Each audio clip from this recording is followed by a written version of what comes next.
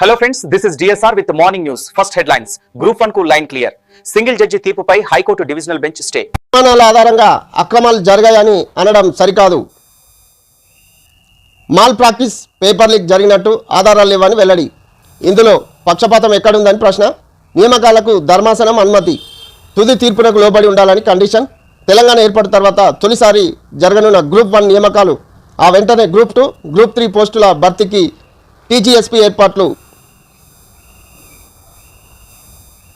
సర్తో ప్రజాస్వామ్యానికి ముప్పు. పాట్నాలో జరిగిన సిడబ్ల్యూసి మీటింగ్లో కాంగ్రెస్ తీర్మానం. అధికారం కోసం బీజేపీ డర్టీ పాలిటిక్స్ చేస్తుందని ఫైర్. ట్రంప్తో మోదీ ఫ్రెండ్షిప్ వల్లే ఈ టారిఫ్లు కరిగాయి. విదేశాంగ విధానాలు పతనమయ్యాయి. రాహుల్ బీసీల వాటా కోసం పోరాటంతో తెలంగాణ ఆదర్శం. PCC chief Mahesh Goud. CWC సమావేశంలో పాల్గొన్న సీఎం రేవంత్ రెడ్డి, బట్టి, ఉత్తమ్, దామోదర.